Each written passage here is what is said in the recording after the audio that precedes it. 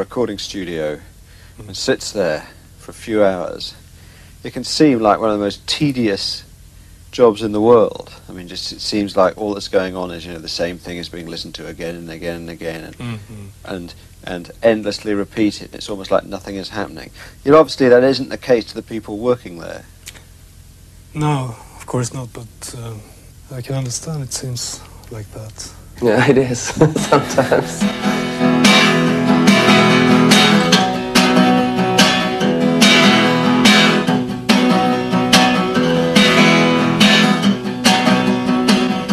Vad är det för ackord?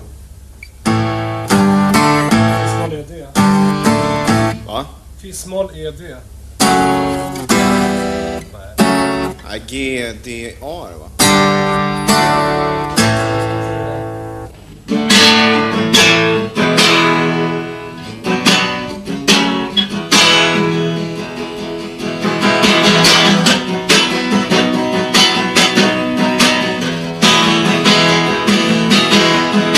Suddenly we found Jonas a very important part of our sound.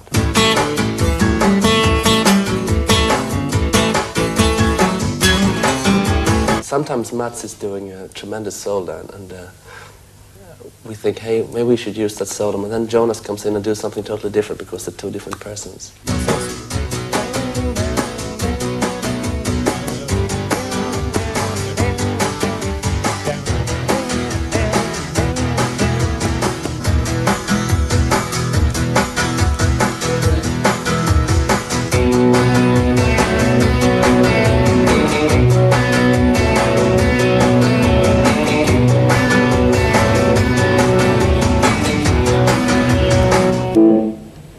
Nej, det var lite stressat på slutet där. Det var ingen band.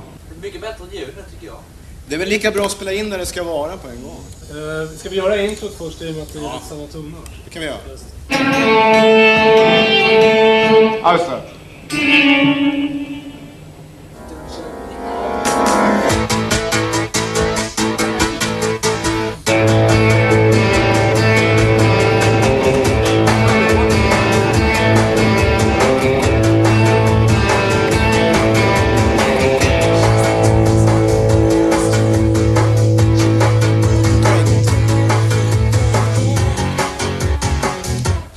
Det var en gång som inte satt alltså. Var det det? Ja, det var det faktiskt. Jag blir kanon.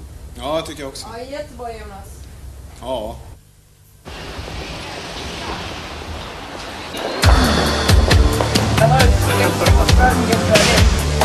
Is this Australia? We're going live. We're in about 30 seconds from now. Okay. And then they're having 2 calls coming out of this, then there'll be a break and they'll come back with 3 more calls. Roxette. 033 300. Hold on tight. Tonight, via the magic of satellites, we're bringing you probably one of the hottest bands in the world at the moment. We've actually been trying to track them down since they hit the top of the charts this time last year with their first single, The Look. Since then, there's been 5 top 10 hits, including another #1. Of course, talking about Roxette, and Per and Marie are in the studios of Studio 33 at Broadcasting House, Swedish National Radio in Stockholm. Hi, and welcome to the program. Thank you. Thank you.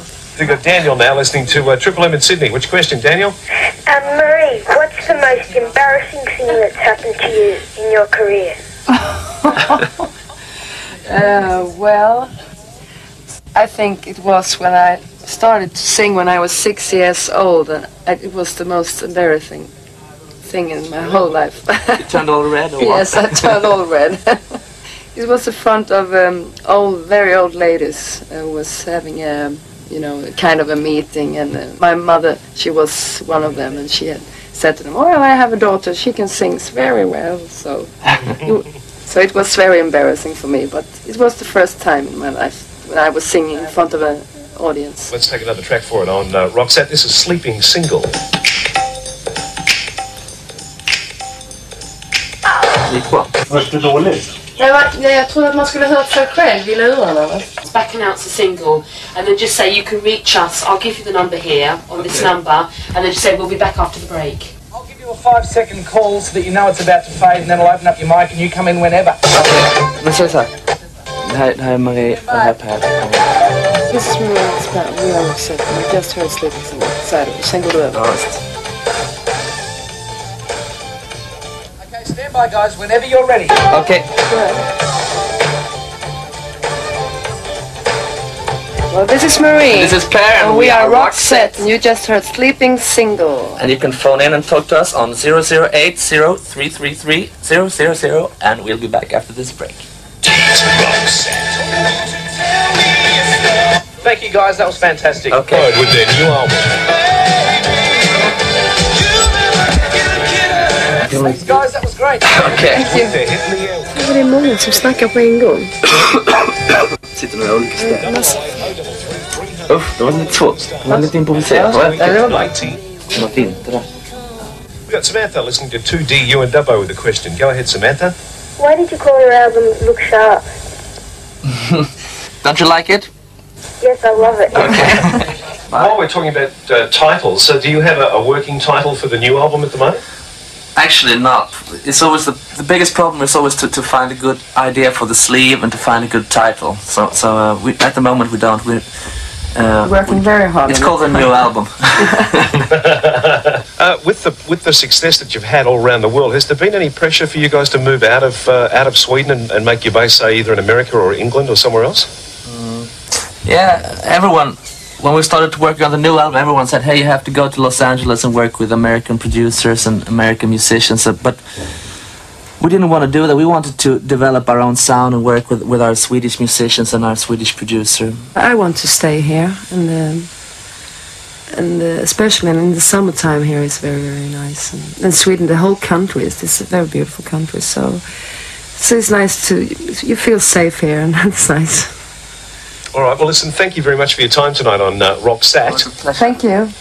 And congratulations on the success of the record. We hope there's many more to come for Roxette. Thank you. Thank you very, very much. Yes. Yes, I'm Portamos. Thanks for doing this. You've been great tonight. It sounded great on radio too. What were the ideas today? Now, the first one is for the National Countdown, and the program's name is Take 40 Australia. Take 40 Australia. Yeah, and if you could say something like, "We always listen to it in Sweden," something stupid. We'll do one in Swedish. Yeah, can you? Yes, of course we can. Vi säger hej Maria Paris också. Du lyssnar på Take 40 Australia. Du lyssnar på Take. Ja, just det. Säg det på engelska. Okej. Hej allihopa, det här är Marie. Detta är Per och vi är Roxette och du lyssnar på Take 40 Australia. Sounds like we're playing the tape backwards. Thank you. Thank you. Thank you very much. What are you up to today? Back to the studio. Yeah. We're doing some vocals today.